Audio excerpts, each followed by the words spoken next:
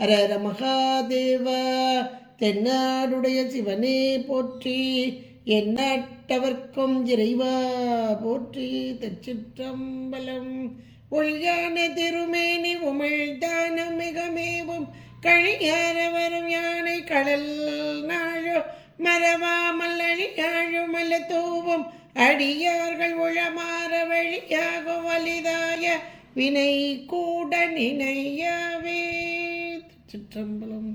தில்லை குத்தபெருமான் திருவடிகளை சிறமேற்கொண்டு குருமகா சன்னிதானங்கள் பொற்பாதம் பணிந்து அடியவர் பெருமக்கள் பொற்பாதம் பணிந்து இன்றைய அபிராமி அந்தாதி சிந்தனையிலே நமக்கு போன வாரம் 28வது பாடல் பார்த்தோம்.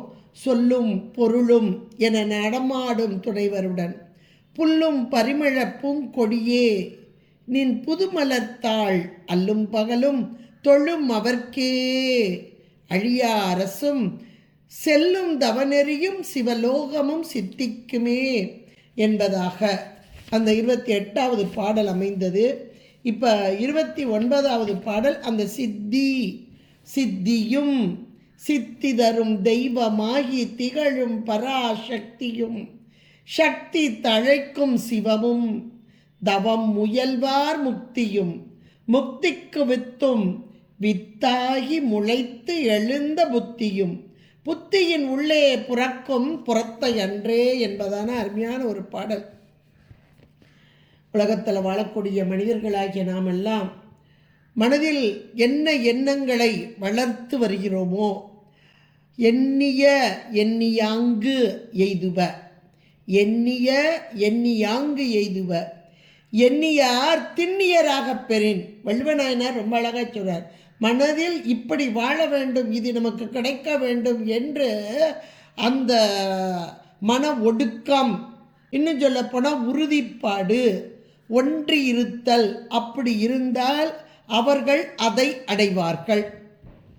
யார் எதை நினைந்து அப்படியே உறுதியோடு இருக்கிறார்களோ அவர்கள் அந்த நிலையை அடைவார்கள். இது நம்ம எல்லாருக்கும் தெரிஞ்ச ஒன்று. இங்கே சித்தியும் அப்படின்ற வார்த்தை வருது. சித்தினா என்ன அப்படின்னா, இன்னைக்கு நம்ம நாட்டில் வாழக்கூடிய சித்த புருஷர்கள், யோகிகள், ஞானிகள் எத்தனை பேரை நாம் பார்த்து கொண்டிருக்கிறோம். அப்போ சித்தர்கள் அப்படின்னா சித்தத்தை சிவன் பாலே வைத்து, அத்தனையும் தவச் செயல். அந்த சித்தத்தை சிவன்பாலே வைத்தார்க்கு அப்படின்னு அதுலேயும் இவரும் ரொம்ப அழகாக சொல்வார். சித்தத்தை சிவன்பாலே வைத்தார்க்கும் அடியேன் அப்படிம்பார். ஏன்னா அந்த இடம் அப்படின்றது, சித்தம் என்பது அந்த கரணங்களில் ஒன்றாக இருந்தாலும் அது உயிருக்கு நெருக்கமானது. உயிரையே சித்தம் சொல்லுவாங்க. உயிரையே சில நேரங்களில் சித்தம் சொல்லுவாங்க. அந்த கருவி, இந்த கருவியோடு ஒன்றித்திருக்கும் உயிர். அப்போ உயிரின் எண்ணங்கள், மன ஓட்டங்கள், இந்த உயிர் அப்படியே நிலைப்படுத்தி அதிலே வரக்கூடிய எண்ணங்களை அப்படியே இறை வழிபாட்டிலே, இதைத்தான் நம்முடைய சைவம் மிக தெளிவாக எடுத்து சொல்கிறது. சரியை முதல் நிலையில் இது உடனே சித்தி வந்துட்டு அப்படின்னு யாரும் சொல்ல முடியாது. சித்தர்கள், யோகிகள், சித்த புருஷர்கள் இருக்காங்கன்னா அவங்களுக்கு சித்தி வந்துட்டுன்னா முதல் நிலையிலே சித்தி வந்துடாது. இது படிமுறை தான். இப்போ நமக்கு சைவம் சொல்லக்கூடிய சரியை, கிரியை, யோகம், ஞானம் என்ற 4 பாதம். இந்த 4 பாதத்தில் சரியை என்பது கோவிலுக்கு செல்லுதல், இறைவனை வழிபடுதல், துதித்தல், பூக்களை கொண்டு வழிபாடு செய்தல், இதெல்லாம் முதல் நிலை சரியை. சரியை சரியாக செய்ய இறைவன் அப்படியே கைகளில் தவழ்ந்து விடுவார். இது நம்ம வரலாறையும் பார்த்துருக்கோம், உண்மையாகவும் பார்த்துருக்கோம். அவர் கேட்டார் இல்லையா, நமக்கு குறிஞான சம்பந்தர் ஆலவாய் மதுரை எம்பதியில், சொக்கநாதா எம்பெருமானே நீ வர வேண்டும், கண்ணுக்கினிய பொருளாகி கைகளிலே வந்த நிலை, ஈசான மூலையில் பெட்டகத்தில் நாம் இருப்போம், எடுத்து பெற்றுக்கொள்க. அப்போ அது முதல் அவர் இந்த பிறவியில் இப்போ இங்கே வழிபாடு செய்கிறார்னா, முன் பிறவியில் சரியை கிரியை அதை முழுமையாக சரியை முழுசாக முடிச்சிட்டார். இப்போ கிரியை, அது கிரியையிலையும் கூட இவங்கெல்லாம் ஒரு மேலான ஞான நிலை அப்படின்னு கூட நம்ம சொல்லலாம். அப்போ அந்த கிரியை என்பது இதுகாரும் இறைவனை புறத்தே வழிபாடு செய்து செய்து செய்து வெளியே சென்று சென்று வழிபாடு செய்தல். அப்போ வெளியே சென்று வழிபாடு செய்தல் தான் சரியை. கோவிலுக்கு போகிறது, வெளியே கண்டு வழிபடுதல், இதெல்லாம் புறத்தே வழிபாடு. அப்போ புறத்தே சென்று வழிபட வழிபட வழிபட இறைவன் நம்முடைய கரத்திலே வந்து விடுவான். இந்த கரத்திலே வருவது தான் கிரியை. அப்போ முன்னாடி வச்சு அங்கே இருந்து பார்த்து பார்த்து பார்த்து வழிபாடு செஞ்ச இறைவனை முன்னாடி வச்சு அப்படியே இறைவனுக்கு அங்கே பார்த்ததெல்லாம் இங்கே செய்கிறது. இது ஒரு பிறவியிலாம் நமக்கு வருது அப்படின்னா அது அவங்க ஏற்கனவே முற்ஜென்மாவில் செஞ்ச தவம். ஆனால் இந்த பிறவியிலேயே இந்த சரியை முடித்தவங்களுக்கு அடுத்தடுத்த பிறவியில் ஒவ்வொன்றையும் கொடுப்பார் சுவாமி.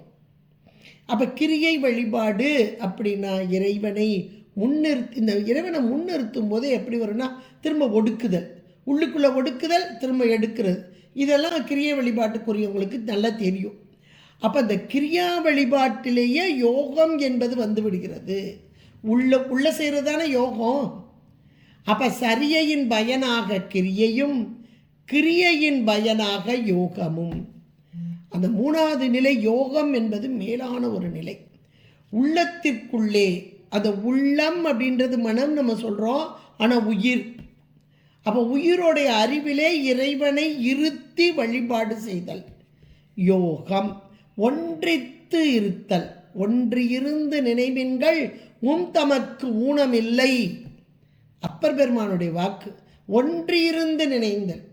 அப்போ அந்த உணர்வு எப்படி இருக்கணும்? விட்டு பிரியாமல் நீ வேறு நான் வேறு அல்ல என்ற உணர்வு, நீயும் நானுமாய் ஏக போகமாய் நின்ற அந்த நிலை, அந்த நிலைதான் யோக நிலை, ஒன்றித்த நிலை. இப்போ சரியை கிரியை யோகம் மூன்றும் சேர்ந்த மாத்திரத்திலே அது தவம். இந்த தவத்திலே யார் சிறந்தவர்களாக இருக்கிறார்களோ அவர்களுக்கு எல்லாமும், அவர்கள் எதை நினைந்து தவம் இருக்கிறார்களோ அது அவர்களுக்கு சித்தி பெறும். இதுதான் சித்தி. தவ யோகிகள், தவ முனிவர்கள், இவங்களையெல்லாம் நம்ம எத்தனையோ பேரை பார்க்குறோம். திருவாவடுதுறை இது ஒரு அருமையான தலம். நவகோடி சித்தப்புறம் என்று இன்றைக்கு சொல்லப்படக்கூடியது. சித்தர்கள் இன்றைக்கும் வாழ்ந்து கொண்டிருக்கும் ஒரு தலம்னா திருவாவடுதுறை தான். நவகோடி சித்தப்புறம் என்று சொல்லக்கூடிய போகர் சித்தர், அகத்திய முனிவர், இங்கே வந்து வழிபாடு செய்தவர்கள், கருவூர் சித்தர், திருமாளிகை தேவர், இப்படி பட்டியல் நிறைய போடலாம். அப்போ இந்த சித்தர்கள் என்பவர்கள் அந்த தவ நிலையில் முதிர்ச்சி பெற்றவர்கள், ஞானமே இன்னும் சொல்லப்போனால் ஞானமே வடிவானவர்கள். அப்போ இவர்கள் எதை வேண்டுகிறார்கள் அதுதான் முக்கியம். ஏன்னா இன்னைக்கு சித்தர்கள் அப்படின்னு சொல்கிற வார்த்தைக்கு இந்த சித்து வேலை செஞ்சார், அந்த சித்து வேலை செஞ்சார், அப்படி செஞ்சார் அப்படின்றதெல்லாம் இன்றைக்கி நம்ம கேள்விப்படுறோம். ஆனால் உண்மையிலேயே இந்த சித்தர்கள் ஆனால் எதை நினைக்கிறார்களோ அது அவங்களுக்கு கைவரும். இந்த உலகியல் அளவில் அவங்க இதை வேண்டி அதை வேண்டி, கையில் இப்படிங்கிறாரு விபூதி வந்துட்டுப்பா, இப்படிங்கிறாரு பூ வந்துச்சு அப்படின்னு நம்ம நிறைய கேள்விப்படுறோம். இதெல்லாமே உண்டு, இது எல்லாமே உண்டு. அதுக்கு தானே வள்ளுவநாயனாரே சொல்லிட்டாரு, எண்ணியாங்கு எய்துவ அப்படின்றத. இது அந்த மன ஒருமைப்பாட்டோடு கூடி. ஆனால் இந்த சித்தர்கள் இந்த ஒருமைப்பாட்டோடு கூடி எதை வேண்டுவார்கள்? இதிலேயே காமிய பலன் ஒன்று, நிஷ்காமிய பலன் என்று ஒன்று உண்டு. காமிய பலன் என்பது உலக இன்பம் அல்லது அவர்களுக்கு வேண்டியதை கேட்டு பெறுவது. நிஷ்காமியம் என்பது எதையும் கேட்பது அல்ல. இறைவா உன்னோடு ஒன்ற வேண்டும், உன்னை விட்டு ஒரு காலம் பிரியாமல் இருக்க வேண்டும், இதைத்தான் கேட்பான். அந்த ஒன்றித்த நிலை, இந்த நிலையில் இவர்கள் அடைவது சித்தி. அந்த இதுக்கு அஷ்டமா சித்திமாங்க, அட்டமா சித்தி. அந்த அட்டமா சித்தி என்பது அந்த சித்த புருஷர்கள் யோகிகள் அடையும் அந்த நிலை. அனிமா, மகிமா, லஹிமா, கரிமா, பிராப்தி, பிராகாமியம், ஈசித்வம், வசித்வம், இதுதான் 8 சித்திகள், 8 மகா சித்திகள் சொல்லக்கூடியது. இதையெல்லாம் அடைவார்கள். நம்ம திருமூல தேவனாரே நீங்கள் எடுத்துக்கோங்க, இதை எல்லா சித்த புருஷர்களையும் நீங்கள் எடுத்து பார்க்கலாம். பார்த்தா உங்களுக்கு எளிதாக புரியும். திருமூல தேவனாயினார் அப்படியே உடம்புல இருந்து அந்த ஆன்மாவை வெளியே எடுத்து மூலனுடைய உடம்புள் செலுத்துதல், அப்படிப்பட்ட சித்தி, அந்த சித்த புருஷர் அதை அடைந்தார். அடுத்தபடி திருமாளிகை தேவர், அவர் குருவுடைய வார்த்தை நிற்கை அப்படின்னு சொல்லிட்டு உள்ளே போயிட்டார். காலையில் நேரம் ராத்திரி பூரா மலையில் நின்றுருக்காரு. மறுநாள் காலையில் பூசை பண்ணணும், அதற்காக 2 கைகளை உருவாக்கி, 2 கை பத்தாது, ஒரு கையில் தீப்பந்தம் இருக்குது, ஒரு கையில் சுண்டல் இருக்குது, 2 கைகளை உருவாக்கி பூசை செய்தார் அப்படின்ட்டு. அப்போ எவ்வளோ பெரிய சித்த புருஷர்கள் பாருங்க. அவர்கள் வாழ்ந்த நாட்டில் நம்ம வாழ்ந்து கொண்டு இருக்கோம். இன்றைக்கி திருவண்ணாமலை தீபம்லாம் எத்தனையோ பேர் பார்த்துட்டு வந்திருக்கோம். அப்போ திருவண்ணாமலை ஞான தபோதனர்களை வா என்று அழைக்கும் திரு அண்ணாமலை. இந்த தவசிகள், யோகிகள், ஞானிகள் வாழக்கூடிய ஒரு, ஏன்னா அந்த சித்தம் ஒன்றுபடும் இடம் ஒரு சில இடங்கள் இன்றைக்கி இருக்குது, அதில் திருவண்ணாமலை. அப்படிப்பட்ட சித்தியும், அந்த சித்தி தருவது யாரால் அப்படின்றது தான் இங்கே அபிராமிப்பட்டர். ஏன்னா இவர் சித்த புருஷர், சதா காலமும் அம்மையை அப்படியே உள்ளத்திற்குள், அதாவது அந்த சித்தத்திற்குள் வைத்து வழிபட்டவர், உள்ளுக்குள்ளேயே வழிபாடு செய்தவர். அப்போ அந்த நிலையை நமக்கு தருவது யார் அப்படின்னா அந்த சித்தியும், அந்த மேலான நாம் எதை நினைத்தோமோ அதை அடைந்த நிலை. அம்மையை நினைந்தார் அபிராமிப்பட்டர், அருளோடு ஒன்ற வேண்டும், ஒன்றித்து நின்றார். அருளோடு ஒன்ற வேண்டும் என்ற மாத்திரத்தில் அருளோடு ஒன்றித்து இருந்தார். இவர் இங்கே ஞானசம்பந்த பெருமான்லாம் எடுத்தால் ஒவ்வொரு தளத்துக்காக போகும்போது எத்தனை அற்புதங்கள் செய்தார். அத்தனை அற்புதங்கள் நான் செஞ்சேனே சொல்கிறாரு. எல்லாம் இறைவன் திருவருள். அப்போ இறைவனுடைய திருவருள் சக்தியை தானே முன்னிறுத்திருக்கிறார்கள். அதைத்தான் இங்கே சித்தியாக, நாம் எதை நினைக்கிறோமோ அது நடைபெறுவதற்குரிய சித்தி. அந்த சித்தியாக இருப்பவள் யார்? அம்மை, சித்தேஸ்வரி, சித்தமாதா. இதெல்லாம் சகஸ்ர நாமாவில் நம்ம படிச்சிருக்கோம். சித்தேஸ்வரியாக இருப்பவள் இவளே, சித்த மாதாவாக இருப்பவள் இவளே. அந்த சித்திகளை அந்த சித்தர்களுக்கு வழங்கக்கூடிய மாதா அம்மை, அன்னையாக அந்த சித்தியை வழங்கும் அன்னை. இப்படி இருக்கக்கூடிய இந்த அம்மை அபிராமிப்பட்டருக்கு வழங்கி கொண்டிருந்தாள் இல்லையா, அதைத்தான் இங்கே வார்த்தையாக்குறார். அவருடைய அனுபவம் தான் இங்கே வார்த்தையாக வெளிப்பட்டு வருகிறது. சித்தியாக, அடுத்து சித்தி தரும் தெய்வமாகி. அடுத்த வார்த்தை சொல்கிறார், சித்தியா மட்டும் நம்ம எதை நினைக்கிறோமோ அதை தரக்கூடியவள் அவள். இப்போ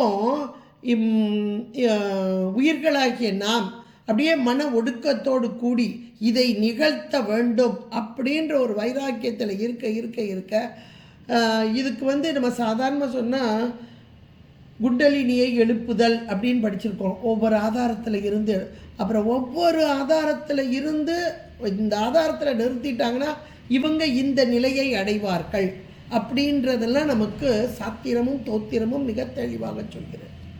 அதில் சகஸ்ரநாமமும் எடுத்து சொல்லுது. இங்கே அபிராமிப்பட்டரும் அதில் நிறைய இடத்துல சொல்லியிருக்கார். அப்போ ஒவ்வொரு தளம், அதாவது ஒவ்வொரு ஆதாரம், மூலாதாரத்தில், அந்த மூலாதாரத்தில் 4 இதழ் கமலம். அப்போ அந்த இடத்துல அப்படியே ஒரு அதுக்குரிய அதிதேவதை. அப்போ அந்த இடத்துல நிகழக்கூடிய ஒரு செயல், அந்த செயலுக்கு ஒரு அதிதேவதை. அந்த அதிதேவதையாக இருந்து தருபவள் யார்? இந்த அம்மை தான். இன்னும் நல்லா சொல்லணும்னா நம்ம சாத்திரம் சொல்லக்கூடிய திருவருள் பற்றி கொண்டு, இந்த ஆன்மாவை பற்றி கொண்டு மேல் நோக்கிய பாதையை அடைக்கிறது. முதல்ல திரோதாயியாக இருந்து வினைக்கு ஈடாக உலகத்தை அனுபவிப்பதற்கு நம்மை செலுத்துது. இப்போ உலகம் வேண்டாம் அப்படின்னு ஒன்றித்து, இதுதான் ரொம்ப முக்கியம். அந்த ஒன்றித்து தியான பொருளாக்கி, இறைவனை அம்மையை தியான பொருளாக்கி நீயே உன்னோடு ஏய வேண்டும் என்று யார் இருக்கிறார்களோ அவர்கள், அது ஒரு பக்குவம் வந்தால் தான் இருக்க முடியும். இருவினை ஒப்பு மலபரி பாகம்லாம் இதை நமக்கு வரிசையாக சொல்லியிருக்காங்க. இதெல்லாம் வந்தால் இப்போ திரோதாயியாக இருந்து உலக அனுபவத்தை தரும் அந்த சக்தி திருவருளாகி பற்றி கொண்டு மேல் நோக்கிய நிலையை நமக்கு தருகிறது. அப்போ அந்தந்த இடத்துல ஒரு அதிதேவதை, அந்த அதிதேவதையாக வருவது திருவருளே. அதைத்தான் சித்தி தரும் தெய்வமாகி அந்தந்த இடத்திற்குரிய அதிதேவதையாக வந்து அந்தந்த ஆன்மாக்கள் எதை வேண்டி நிற்கிறதோ அவர்களுக்கு உரித்ததான அந்த சக்தியை அதை தருதல். இப்போது இதுக்கு நம்ம ஈஸியாக புரியணும்னா, பிரம்மா திருமால், இந்த முதல் நிலை பிரம்மான்னு தான் சொல்லுவாங்க. கடுமையான தவம் புரிந்தவர். தவம் புரியாமல்லாம் போஸ்டிங் கிடைக்காது, நம்ம சாமிகிட்டேருந்து கிடைக்காது. மற்றவங்க இப்போ சூட்கேஸ் கொடுத்து வாங்குவாங்க போஸ்டிங்கெல்லாம், ஆனால் நம்ம சாமி அப்படியெல்லாம் கொடுக்க மாட்டார். தவம், அதைத்தான் நம்ம இப்போ பார்த்தோம். இப்போ முதல்ல சித்தின்னு சொல்கிறதுக்கே தவ நிலை தான். அந்த தவத்தில் ஒன்று இருந்து இறை வழிபாடு செய்ய செய்ய, அதுவும் பல்லூழி காலம் இறைவனை அர்ச்சித்தல். இதில் நீங்கள் பிரம்மாவெல்லாம் எடுத்துட்டிங்கன்னா எத்தனையோ ஊழிக்காலம் இறைவனை நோக்கி தவம் செய்ததால் இப்படி ஒரு பேரு அந்த பிரம்மனுக்கு கிடைத்தது. என்ன பேரு கிடைத்தது? போஸ்டிங். அவங்க என்ன கேட்டாங்க அப்படின்னா, இறைவா, இந்த படைப்பு தொழிலை அடியேன் செய்வதற்கு நீ எனக்கு அருள் புரிய வேண்டும். சரி, இதுக்கு ஒரு தகுதி இருக்கிறதுனால இறைவன் இப்போ கொடுத்தார். அப்போ அதற்குரிய அருள் சக்தி, அதற்குரிய அதி தெய்வமாக இங்கே இருந்து இந்த பிரம்மனை நடத்துதல். தானாக செய்ய முடியாது, இந்த அதிட்டித்து நின்று செய்தல். இறைவனுடைய ஆணையின் ஆணைதான திருவருள், ஆணையின் வண்ணமாக இது இப்படி ஒவ்வொன்றையும் வச்சு பார்த்தா, அப்போ இந்த இடத்துல சித்திதரும் தெய்வமாகி அதி தெய்வம், அதன் மூலமாக இந்த சித்தியை தருதல். சித்திதரும் தெய்வமாகி திகழும் பராசக்தி, அந்த பராசக்தியாக நமக்கு லலிதா சகஸ்ரநாமத்திலே பராசக்தி அப்படின்ற ஒரு நாமம் அங்கே அமைந்து உள்ளது. பராசக்தியாக பரனிலிருந்து பெறப்பட்ட ஆற்றல், விருத்திப்பட்டு வந்த ஆற்றல், அதுதான் பராசக்தி. பரனின் ஆற்றல், பரனின் கருணை, அவ்வளோதான். இதுதான் இங்கே செயல்படுத்த வருது. மேலே இருக்கிற சூரியன், அதனுடைய கிரணங்கள் தானே இங்கே இறங்கி, ஒளி தானே இறங்கி வருகிறது. அதுபோல் இறைவனுடைய ஆற்றல் தான் நம்மை செயல்படுத்த வருகிறது. அதான் பரனின் ஆற்றல் பராசக்தி.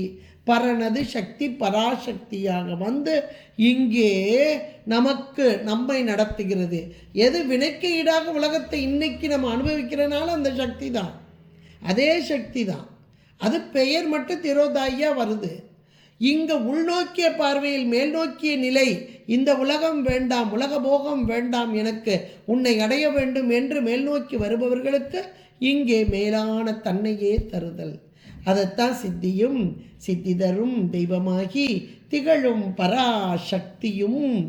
எவ்வளோ அருமையான ஒன்றாக இப்படிப்பட்ட இந்த அம்மை, பராசக்தியாக இருக்கும் அம்மை, சக்தி தழைக்கும் சிவம். அருமையான ஒரு வார்த்தை, சக்தி தழைக்கும் சிவம். சிவம் வேறு சக்தி வேறு என்பது கிடையாது என்பது நம்ம எல்லாருக்கும் நல்லா தெரியும். பொருள் ஒன்றுதான், அதனுடைய குணம். இது குணி, சிவம் குணி, அந்த சக்தி குணம். பழமும் சுவையும் போல, இப்போ சூரியனும் ஒளியும் போல.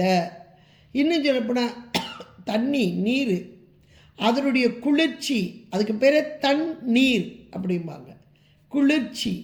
அப்போ நீர் என்பது ஒரு பொருள், அதனுடைய குணம் எது? தன்மை, குளிர்ச்சி, சக்தி. இப்படி சிவனும் பொருளும் ஆதி சக்தியோடு சேரின் எத்தொழிலும் வல்லதாம். அவள் பிரிந்திடின் எங்குதற்கும் அரிதாம். இது சௌந்தரிய லகரியில் அழகாக சொல்லப்பட்டிருக்கு. அப்போ சிவம் சக்தியாக தழைக்கிறது. சிவம் சக்தியாக இங்கே தழைக்கிறதா. அப்படியே ஒரு அருமையான இது திருவிளையாடற் புராணத்திலையும் நீரின் தன்மை அனல் வெம்மை என அணைய அகலா திருந்து சராசரங்கள் ஈன்ற பெண்மை உருவாகிய தன் ஆனந்த கொடி. அப்போ சிவம் சக்தி விட்டு பிரியாத தாதான்மிய சக்தி. அதுதான் இங்கே சக்தி தழைக்கும் சிவமாக அமைந்துள்ளது. அது அழகான வரியாக்கிறார். சக்தியை முதல்ல சொல்லி இந்த சக்தியினால் இவ்வளவும் நாம் அனுபவிக்கிறோம் என்பதை சொல்லி இந்த சக்தி தழைத்து வருகிறது, விருத்திப்பட்டு வருகிறது. எங்கிருந்து வருகிறது? சிவத்திடமிருந்து வருகிறது. சக்தி தழைக்கும் சிவமும் என்று சொல்லி இப்படிப்பட்ட சிவசக்தி ஸ்வரூபிணி அப்படின்னே நமக்கு நாமாவளி வருது. சிவசக்தி ஸ்வரூபிணியாக அப்படிப்பட்ட அம்மையோடு கூடிய அந்த இறைவன் கருணையை விட்டு பிரியாத இறைவன். அப்போ அந்த இறைவனிடம் வேண்டுதல் எது? ஒவ்வொருத்தரும் இன்னைக்கு வேண்டுறோம். இந்த உலக போகத்தை எத்தனை பேர் வேண்டி பெற்றுக்கொண்டு இருக்கிறோம். ஆனால் யோகிகள், ஞானிகள், சித்த புருஷர்கள் எதை வேண்டுகிறார்கள்? உன்னோடு இணைய வேண்டும், நீ தரும் இன்பம் பேரானந்தம், அதை எனக்கு தர வேண்டும். அதற்கு பெயர் என்ன? முக்தி. இல உலக இன்பம் என்பது ஒன்று, அது இந்த உடலோடு கூடி இந்த உடல் கருவிகளால் அனுபவிக்கக்கூடியது. அதையும் உயிர்தான் அனுபவிக்குது. ஆனால் உலக போகம் வேண்டாம், வேண்டேன் புகழ், வேண்டேன் செல்வம், வேண்டேன் விண்ணும் மண்ணும் என்ற மணிவாசக பெருந்தகையார் எவ்வளவு அழகாக கேட்டார். இரவாத இன்ப அன்பு வேண்டி பின் வேண்டுகின்றார். பிறவாமை வேண்டும், மீண்டும் பிறப்புண்டேன், உன்னை என்றும் மறவாமை வேண்டும், இன்னும் வேண்டும் நான் மகிழ்ந்து வாடி அரவாணி ஆடும்போது உன் அடியின் கீழ் இருக்க. அந்த திருவடி பேரு, திருவடி பேரு, முக்தி, இறைவனோடு ஒன்றுதல், இது எல்லாமே மேலான அந்த நிலை. இதுலேயும் கூட பதமுக்தின்னு ஒன்று இருக்குது. அதை வேண்டியவர்கள் இருக்கிறார்கள், அதை பெற்றவர்கள் இருக்கிறார்கள். அந்தந்த பதம், இப்போ பிரம்மன், திருமால் இவர்களெல்லாம் பதத்தை வேண்டினார்கள், பெற்றார்கள். இங்கே இதற்கும் மேலான ஒரு பரமுக்தி, இறைவனோடு ஒன்றுதல். அதைத்தான் இங்கே தவம் என்பது, சரியகிரிய யோகம் மூன்றும் சேர்ந்தது தவம். இந்த தவத்திலே சிறந்து முயல்வார், தவம் முயல்வார் முக்தி. அந்த தவத்திலே சிறந்து இருந்து மேலான முக்தி பேரே எங்களுக்கு வேண்டும் என்று கேட்ட இங்க அது அப்படி கேட்டவர்கள் முத்தான்மாக்கள். ஆனால் நம்ம அடியவர் பெருமக்கள் 63 நாயன்மார்கள் எவ்வளவு ஒரு ஆச்சரியம். வீடு பேரா அதெல்லாம் எங்களுக்கு வேண்டாப்பா, வேண்டாம், அதையும் வேண்டாம் என்ற வேண்டாம் என்ற விழுமிய பொருள் கொண்டவர்கள். விழுமிய பொருள். அப்போ வேண்டான்னு சொல்கிறதே ஒரு மேலான ஒரு நிலை. கேடும் ஆக்கமும் கெட்ட திருவினர் ஓடும் செம்பண்ணும் ஒக்கவே நோக்கும் வீடும் வேண்டான் விரலில் நின்ற பெருமக்கள். அப்போ அவங்க கேட்டது எது? சாமி, நாங்கள் எப்பவும் வந்துட்டு அன்பு செய்யணும், அவ்வளோதான். கூடும் அன்பினில் கும்பிடுதலை அன்றி விடும் வேண்டாம். உங்ககிட்ட நாங்கள் அன்பு செஞ்சுக்கிட்டே இருக்கணும், அதுக்கு தடை வரக்கூடாது, எந்த வகையான தடை வரக்கூடாது. என்ன ஒரு உயர்ந்த நிலை பாருங்கள். இதெல்லாம் நம்ம நினச்சி கூட பார்க்க முடியாது. வீடு பேரு, முக்தி, பேரானந்தம் வேண்டும் என்று கேட்பவர்கள் ஒரு பக்கம், அது மேலான நிலை அப்படின்னு சொல்கிறோம்.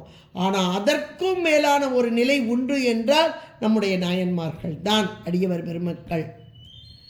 உன்னை வணங்க வேண்டும், உன்னை வாழ்த்த வேண்டும், உன் மீது அன்பு பெருக வேண்டும், இந்த அன்பிலிருந்து நாங்கள் குறைவுபடாமல் இருக்க வேண்டும். என்ன ஒரு நிலை பாருங்களேன். ஒன்று எங்களுக்கு வீடு பேரெலாம் வேண்டாப்பா அப்படின்னு சொன்னாங்கன்னா என்ன ஒரு அந்த நிலையவே நம்ம நினச்சி பார்க்க முடியாது. அதைத்தான் இங்கே தவம் முயல்வார் முக்தி, தவத்தில் சிறந்தவர்களாகி முக்தி பேரு என்பது இறைவனோடு ஒன்றித்து அந்த பேரானந்தத்தை, பேரின்பத்தை பெறுதல், அந்த முக்தி. இப்போ அடுத்த வார்த்தை முக்திக்கு வித்து. முக்திக்கு வித்து அப்படின்னா ஒரு வித்து போட்டால் தான் விளைச்சல் வரும். அப்போ அந்த வித்து என்பது எது அப்படின்னா, இன்றைக்கு வித்து என்பது செயல்பாடு. முக்தி ஒரு ஆன்மா அடைகிறது என்றால் எத்தனை காலம் முயன்று அதனை அடைவதற்கு அதற்குரிய செயலிலே இருக்கிறது. அப்போ அதற்குரிய அந்த முயற்சியிலே அந்த உடனாக நின்று செயல்படுத்துவது யார்? அந்த வித்தாக இருப்பது யார்? அம்மை, திருவருள் சக்தி தான். அதனால தான் திருவருளோடு ஒன்ற வேண்டும், அருளோடு கூட வேண்டும் என்று நமக்கு திருமுறைகள் பறைசாற்றி கொண்டிருக்கின்றன. சாத்திரங்கள் மிக அருமையாக நமக்கு எடுத்து சொல்கின்றன. திரு அருளோடு கூட வேண்டும், திருவருள் சார்பு இருக்க வேண்டும். இந்த திருவருள் சார்பு தான் நம்மை மேலான நிலைக்கு எடுத்து செல்லும்.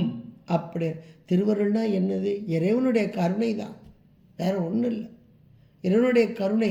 அப்போ இறைவனுடைய கருணை நமக்கு எப்பவும் கிடைக்கும். ஆனால் நம்ம கருணைன்னா எதை நினைக்கிறோம்? இந்த உலகத்து இன்பத்தை அடைவதே இறைவனுடைய கருணை நினைக்கிறோம். அப்பா சாமியா பார்த்து எனக்கு இதை கொடுத்தாருப்பா, சாமியா பார்த்து இதை செஞ்சு எதை சொல்கிறோம்? இந்த உலகத்து இன்பத்தை சொல்கிறோம். ஆனால் அவங்க அப்படி சொல்ல மாட்டாங்க. இந்த உலகத்து இன்பமெல்லாம் ஒரு காலத்திலே இருந்து ஒரு காலத்திலே நீங்கக்கூடிய ஒன்று. ஆனால் அந்த மேலான ஒரு இன்பம், அதாவது மாறாத இன்பம், அதான் முக்தி இன்பம். அதை மட்டுமே உணர்ந்து அதை அடைய வேண்டும் என்று நினைக்கக்கூடிய அந்த முத்தான்மாக்கள். அதற்காக இங்கே தவத்தில் சிறந்தவர்கள். இப்போ தவத்தில் மட்டும் இல்லை, அந்த தவம்னா நம்ம என்ன பார்த்தா சரியகிரிய யோகம். அப்போ இதை அப்படியே நீங்கள் மேலே கொண்டு போனீங்கன்னா அப்படியே கீழிருந்து காரணகாரியமாக வரிசையாக வந்துடும். அப்போ அந்த முக்திக்கு வித்து என்றால் இந்த சரியை நாம் இன்னைக்கு வழிபாடு செஞ்சதுனாலும் திருவருள் கூடி நிற்கணும். திருவருள் இல்லாமல் நம்ம எந்த வழிபாட்டையும் எதையும் செய்ய முடியாது. கோயிலுக்கு போனால் ஐயோ மார்கழி மாதம் காலையிலேயே போகணும்னு நினச்சேன், போக முடியாமல் போச்சு அப்படின்னு எத்தனை புலம்புறோம். போகிறோம் அப்படின்னா திருவருள் நமக்கு கூடி நிற்கிறது. இன்றைக்கு நல்ல இந்த நூல்களையெல்லாம் எடுத்து படிக்கிறோம்னா திருவருள் கூடி நிற்கிறது. அப்போ இதெல்லாம் சரியை வழிபாடு தான். இப்போ படிக்கிறது, கேட்குறது, பாடுறது இதெல்லாம் சரியை வழிபாடு தான்.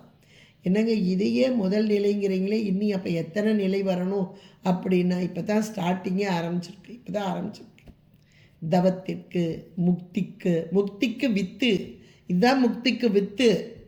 மேலான அந்த முக்தின்றது இறைவன் தரக்கூடிய அந்த பேரானந்தத்தை அனுபவித்தல். அதுக்கு வித்தே இப்போ தான் ஆரம்பிச்சிருக்கோம். இதுதான் முதல் நிலை.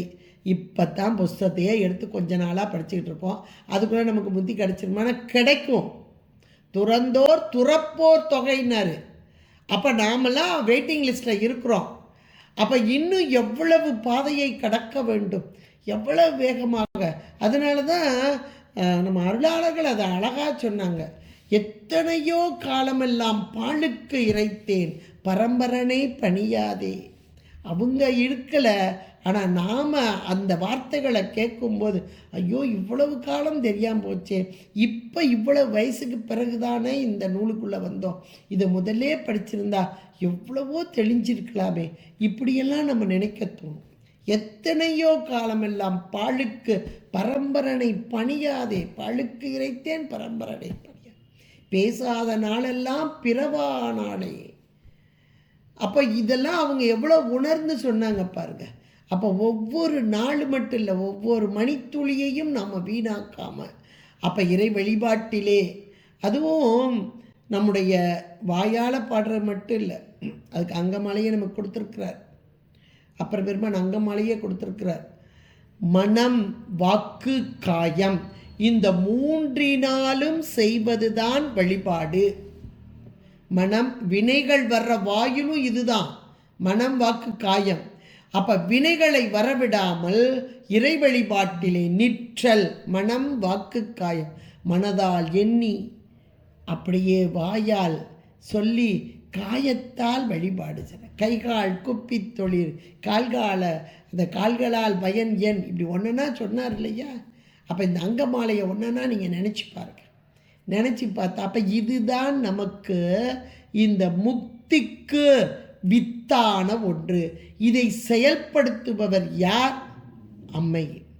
திருவருளோடு கூடி நின்றால் ஒழிய இந்த வழிபாடு, இந்த சிந்தனை, வழிபாட்டு சிந்தனை, வணங்க வேண்டும், போற்ற வேண்டும், இறை வழியிலே நிற்க வேண்டும் என்ற எண்ணம் கூட நமக்கு வராதுங்க. திருவருள் கூடி நிற்கவில்லை என்றால். இன்றைக்கு நாமெல்லாம் சிந்திக்கிறோன்னா திருவருள் நமக்கு கூடி நிற்கிறது. இப்படி சிந்தனை செய்வதற்கு இதெல்லாம் நினச்சி திருவருளுக்கு நன்றி சொல்லணும். இந்த திருவருள் நம்மை விட்டு நீங்கி விடக்கூடாது. திருவருளை விட்டு நான் நீங்கிடக்கூடாது. நான் போயிடுவேன், ஆனால் திருவருள் என் மீது கருணை கொண்டு என்னை விட்டு போயிடக்கூடாது. இந்த நல்ல வழியிலே செலுத்தணும். அதுதான் இங்கே வித்து. வித்துனா ஒரு விதை போட்டால் தானே மேலே முளைச்சி வரும். அப்போ அந்த முக்தி என்ற ஒரு பயிர் விளைந்து வர வேண்டுமென்றால் வித்தாகி, அப்போ முதல்ல இருந்து ஸ்டார்டிங்லேருந்து நம்மளை நடத்திட்டு வர்றவ அவளே. அதான் முக்திக்கு வித்தும். அடுத்து வித்தாகி முளைத்து எழுந்த. அந்த வித்து உள்ளே போட்டால் மட்டும் போதாது. ஒரு இடத்துல போட்டோம் அப்படின்னா அது மேலே முளைச்சி வரணுமே. முளைச்சி வர்றதுக்கு என்னெல்லாம் வேணும்? தண்ணி வேணும் முதல்ல. அதான் அருள் நீர். இப்போலாம் மார்கழி மாதம். இந்த அருள் நீரில் நீராடுதல், 10 பாடல் எழுப்புதல், 10 பாடல் அடுத்து நீராடுதல், அருள் நீராடல். அதான் மார்கழி நீராடல் அப்படின்லாம் வச்சாங்க. நீராடல் அப்படின்னா தண்ணியில் முங்கி முங்கி குளிக்கிறது இல்லை, அந்த அருளில் மூழ்கி மூழ்கி எழுதல். நல்ல பாட்டு, இதெல்லாம் படிங்க. மையா தடம் பொய்கை புக்கு முகேர் என்ன, கையார் குடைந்து குடைந்து உன் கழல் பாடி, ஐயா வழி அடியோம் வாழ்ந்தோங்கான். இந்த வார்த்தைகள்லாம் எவ்வளோ அருமையாக இருக்கு. அப்போ அந்த இறைவனுடைய திருவருளுக்கு பாத்திரமாகி அருளோடு கூடி அருளில் நீராடி இறைவன் தீர்த்தனாகி வருகிறான். அந்த தீர்த்தமாகி வருகிறான், அருள் நீராகி வருகிறான், அருளாகி வருகிறான். அப்போ அந்த அருள் நீர் இல்லைன்னா அது மேலே எழும்பி வராது. அதுக்கு தான் இங்கே வித்தாகி முளைத்து எழுந்த. எது எழுந்து வருது? புத்தியும். இந்த புத்தி அப்படின்னா, ஐயோ என் புத்தி எங்கேயோ போயிட்டு போ, இங்கே தான் போகணும்னு நினச்சேன், ஒரு நிமிஷம் புத்தியை கடன் கொடுத்துட்டேனே அப்படின்லாம் நம்ம சாதாரணமாக உலக வாழ்க்கையில் சொல்கிறோம். இங்கே தாங்க போகணும்னு நினச்சேன், கோயிலுக்கு போகணும், எல்லாருக்கும் அந்த ஸ்பீச்செல்லாம் கேட்கணும்னு நினச்சேன், ஒரு நிமிஷம் புத்தியை கடன் கொடுத்துட்டேனே அப்படின்னு நம்ம சொல்கிறோம் பாருங்கள். அப்போ நம்முடைய அறிவு, புத்தின்றது உயிர், ஒரு அறிவு பொருள். இந்த உயிர் அறிவிலே இந்த இறையருள் கூடி நின்று நம்மை செலுத்துகிறது. இது நமக்கு சைவ சித்தாந்தம் ரொம்ப தெளிவாக சொல்லுது. இறையருள் கூடி நின்று செலுத்துதல் என்பது இந்த வினைகளுக்கு ஈடாக உலகத்தை நோக்குதல் முதல் நிலை. ஆனால் இந்த உலகத்தை நோக்காமல் வினைகளுக்கு ஈடாக உலக இன்பம் நம்ம கேட்டு பெறுதல் ஒரு புறம், வினைகளுக்கு ஈடாக இறைவனை செலுத்தி அந்த வினை போகத்தை அனுபவிக்க வைப்பது ஒரு புறம். அப்போ அந்த வினை போகத்தை அனுபவிக்கும் காலத்திலும் இது இறைவனால் தரப்பட்டது என்ற உணர்வோடு கூடி அதனை அப்போ ஒப்பாக பார்த்தல், இன்ப துன்ப நிகழ்வு இல்லாமல், இதை இருவினை ஒப்பு. இந்த இருவினை ஒப்பு இப்படி வர வர வர தான் மலம் பரிபாக அடையும். இந்த மலம் பரிபாகப்பட்டு வரும்போது தான் இறையருள் கூடி நிற்கும். அதுதான் இந்த இடத்துல வித்தாகி முளைத்து எழுந்த புத்தியும். அப்போ எந்த இடத்துல வருது? இன்னைக்கு வினைகள் செலுத்தப்படுகிறது எப்படி வருதுன்னா நம்முடைய புத்தியின் வழியாக தான். புத்தியின் அறிவு, புத்தின அறிவு, உயிரோடைய அறிவு, உயிரோடைய அறிவில் பொருந்தி நின்று, உயிரறிவு தானாக செயல்படாது. அப்போ அம்மை அருள் அது அப்படியே உள்ள உட்காந்து நம்மளுடைய வினைகள் எவ்வளவு இருக்கோ அதுக்கு தகுந்தாப்புல நம்ம புத்தியோடைய நம்ம எண்ணங்கள், புத்தியிலேருந்து அந்த எண்ணங்கள் உருவாகுது. அந்த எண்ணங்கள், வாயின் வார்த்தைகள், இது எல்லாம் மனம் வாக்கு காயம் மூன்றின் வழியாக வினை வாயிலாக்கி அப்படி நம்மளை செலுத்திட்டு போயிடும். இதுக்கு காரணம் இதுதான். விதி வழியே மதி செல்லும் அப்படின்னு சொல்லுவாங்க. விதி வழியே, விதினா விதிக்கப்பட்டது. இந்த வினையின் அளவில் எனக்கு விதிக்கப்பட்ட செயல்கள் வழியாக என்னுடைய புத்தியை செலுத்துதல்.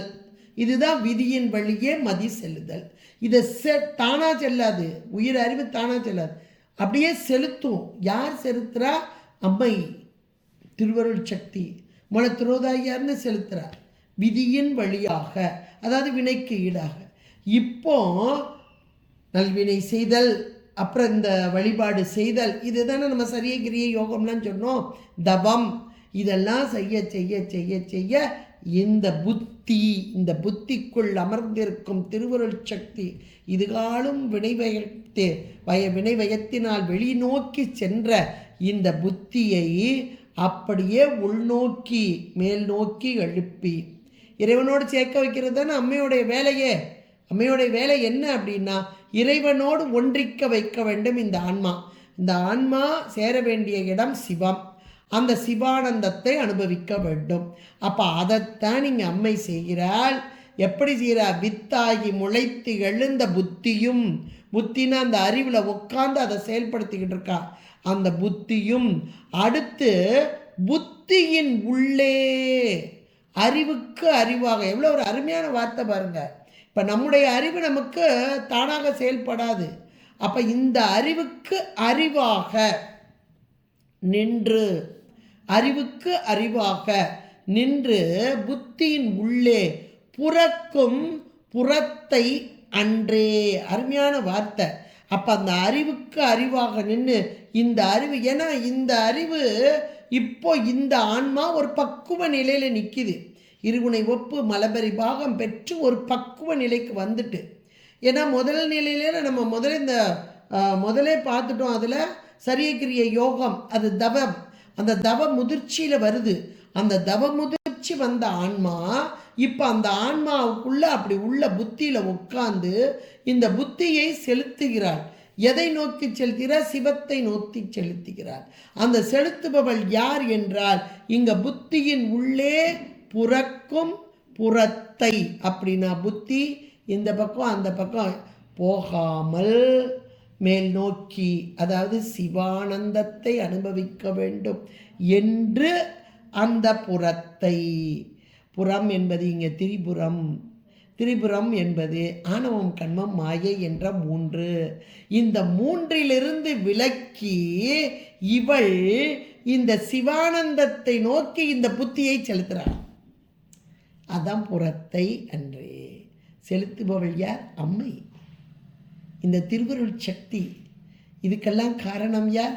முதல் நிலையில் உலக போகத்தை எல்லாம் அனுபவிக்க வச்சு, அதுக்கு ஈடாக அந்த வினைகளை எல்லாம் நீக்க வச்சு, அந்த வினை நீக்க வரும்போதே ஒரு பக்குவ நிலையை கொஞ்சம் கொஞ்சமாக ஊட்டி ஊட்டி ஊட்டி, அதான் பேதித்து நம்மை வளர்த்தெடுத்த பெய் வளைத்தன் திறம்பாடி அடையலோர் எம்பாவாய். ஒவ்வொரு நாளும் நம்ம நினைக்கணும், அந்த மார்கழி மாதத்தில் அப்படியே பேதித்து கொஞ்சம் கொஞ்சமாக பக்குவப்படுத்தி. உடனேலாம் பக்குவம் அடையாது. ஏன்னா இந்த ஆன்மா அப்படியே அந்த மலத்தோடு கூடி இருள் நிலை, அந்த இருள் முழுக்க நீங்கணும். நீங்குவதற்கு இந்த அம்மை உடனாக நின்று அப்படியே முதல்ல உலக அனுபவத்தை எல்லாம் கொடுத்து அனுபவித்து கழிக்கும் போது மீண்டும் அதில் திரும்பி பார்க்காது. அனுபவிக்கலைன்னா அப்படியே ஜம்ப் ஆயிரும். ஏன்னா இது தூளமான அறிவு. அது அம்மை நன்றாக தெரிஞ்சு வச்சிருக்கிறார். அதனால கொஞ்சம் கொஞ்சமாக கொடுத்து ஒரு பக்குவ நிலையை கொண்டு வந்து, இதுதான் இந்த தவம் உயல்வார். எல்லாமே அப்படி வரிசையாக வந்து பாருங்க. தவம் உயல்வார். அப்போ தவம் என்பது சரியகிரிய யோகம். அந்த 3ம் சேர்ந்தது தவம். அந்த தவ முதிர்ச்சி, அந்த தவம் முயல்வார் என்பது முதிர்ச்சியில் இருப்பவர்கள். அவர்கள்தான் இந்த முக்தி என்பது ஞானமே வடிவான பரம்பொருளோடு ஒன்றித்தல். அப்போ தவம் என்பது நிறைவு பெறும்போது ஞானத்தை கொடுத்து அல்லாது மோட்சத்தை கொடா. அப்போ ஞானம் என்பது கிடைத்தால்தான் ஞானப்பரம்பொருளோடு நாம் ஒன்ற முடியும். அப்போ ஒன்றுவிப்பவள் யார்? இந்த உயிர்களை ஒன்றுவிப்பவள், இறைவனோடு ஒன்றிப்பவள் யார்? அம்மை. திருவருளாகி நின்று இந்த நடராஜ பெருமானே, இந்த கோலமே, அந்த அழகு திருக்கோலம், அதனுடைய அழகான அந்த ஐந்தொழிலை நமக்கு உணர்த்துவது, கையில் இருக்க டமருகம் படைத்தல், இந்த உடம்பை கொடுத்தல், அப்புறம் அபயக்கரம் காத்தல், இவ்வளவு காலம் இந்த உடலோடு இருத்தல், அதுக்கப்புறம் கையில் இருக்க அனல் ஏந்திய கை அழித்தல், இந்த உடல் நீக்குதல். இப்படி அடுத்தாப்புல இதுக்கு இடைப்பட்ட காலத்தில் மறைத்தலும் அருளலும். மறைக்கப்பட்டது வினைக்கு ஈடாக செயல்பாடு நடக்குது பாருங்க, அதையெல்லாம் மறைச்சி நம்ம முன்னாடி செஞ்ச வினைகளை எல்லாம் மறைச்சி இன்னைக்கு இன்ப துன்பத்தை மட்டுமே அனுபவிக்க வைத்து எத்தனையோ பிறவிகளை வந்த பின்பு ஒரு பக்குவ நிலை ஒரு பிறவியிலே கொடுத்து இது இத்தனையும் அம்மை செய்கிறார். இந்த பாட்டு அதுதான், அம்மைதான் இப்படி நடத்தி கொண்டு வருகிறாள். அதைத்தான் அருளல். அந்த வீசிய கரம், இதோ இந்த குஞ்சித பாதம், இதை பற்றிக்கொள் என்று சொல்வது போல வீசிய கரம், தூக்கிய திருவடியை அங்கே காண்பித்தல் போல. தூக்கிய திருவடி என்பது இடது பாதம். இடது பாதம் அம்மைக்கே உரித்ததானது. இந்த அம்மைதான் அந்த அருள் சக்தி தான் சிவத்தோடு நம்மை இணைவிக்கிறது. இதெல்லாம் நமக்கு அழகாக சொல்லப்பட்டது இந்த பாடல்ல. அழகாக ரொம்ப அழகாக சொல்லிட்டார். சித்தியும் சித்தி தரும் தெய்வமாகி திகழும் பராசக்தியும் சக்தி தழைக்கும் சிவமும். அருமையான வார்த்தை. சிவசக்தி, சிவம் பொருள், சக்தி இங்கே அதனுடைய குணம் கருணை. அந்த கருணை தானே நம்மை நடத்தி வருகிறது. அதான் சக்தி தழைத்து வரும் அந்த சிவமும். தவம் முயல்வார் முக்தியும், தவத்தில் சிறந்தவர்களாகி முக்தியை நோக்கி அங்கே முயல்பவர்கள், அவர்களுக்கு உறுதுணையாக நிற்பவளும். தவம் முயல்வார் முக்தியும், அந்த முக்திக்கு வித்தும். அதற்குரிய வித்து என்றால் முதல் நிலை வித்து தான், அதுதானே விளைந்து வருகிறது. அத்தனையுமாகி வருபவளும், வித்தாகி முளைத்து எழுந்த புத்தியும். இதெல்லாம் எப்படி நடக்குது, இந்த ப்ராசஸ் எப்படி நடக்குது அப்படின்னா, இந்த உயிர்கள் அறிவு பொருள், அறிவு பொருள்தான் அனுபவிக்கும். அந்த அனுபவம் தானாக வராது, இந்த இறைவன் உடன் இருந்தால்தான் வரும். அந்த இறைவன் எப்படி இருக்கிறார்? அருள் வடிவாக, சக்தி வடிவாக. அதுதான் இந்த இடத்துல முளைத்தெழுந்த புத்தியும். அந்த அறிவுக்கு அறிவாக இருந்து செலுத்தும் தன்மை இங்கே சொல்லப்பட்டது. புத்தியின் உள்ளே புறக்கும் அந்த உயிரின் அறிவிலே இருந்து செயல்படுத்தும் அந்த தன்மை. அந்த தன்மை எப்படிப்பட்டதுன்னா, புறத்தை, அந்த 3 புறங்களை அன்று அழித்த அதை போல இந்த திரிபுர சுந்தரியாக, திரிபுர சுந்தரியாக. 3 புறங்கள் என்பது மும்மல காரியம். இந்த 3 மலங்களையும் நீக்கி இந்த உயிர்களுக்கு பேரானந்தத்தை தரும் அந்த புறத்தை அன்றே அந்த பாதுகாக்கக்கூடிய இந்த உயிர்களை பாதுகாத்து அரவணைத்து பேதித்து நம்மை வளர்த்தெடுக்கும் பெய்வளை. அப்படிப்பட்ட அந்த அம்மையுடைய அந்த திரிபுர சுந்தரி தான் எல்லாமாகி நிற்கும் இந்த தன்மை இந்த 29வது பாடலிலே நமக்கு மிக அருமையாக எடுத்து சொல்லப்படக்கூடியதாக இருக்கிறது. அம்மையுடைய அருள் கிடைத்தால் எல்லாம் முடியும். இந்த உலக போகத்தையும், உலக போகம் நீங்கிய பொழுது இறை போகத்தையும் நாம் அனுபவிக்கலாம் என்பதை இந்த பாடல் நமக்கு எடுத்து சொல்லக்கூடியதாக அமைந்துள்ளது. இறைவனுடைய திருவருளும் குருவருளும் கூட்ட இன்றைக்கு அம்மையின் அருள் சக்தியை பற்றியதாக சிந்திப்பதற்கு, இந்த 29வது பாடல் மூலமாக சிந்திப்பதற்கு கூட்டியமைக்கு நன்றி கூறி இங்கே விடைபெறுகிறேன். நன்றி, வணக்கம், திருச்சிற்றம்பலம். வணக்கம் வணக்கம் வணக்கம். எல்லாருக்கும் நன்றி. நன்றி.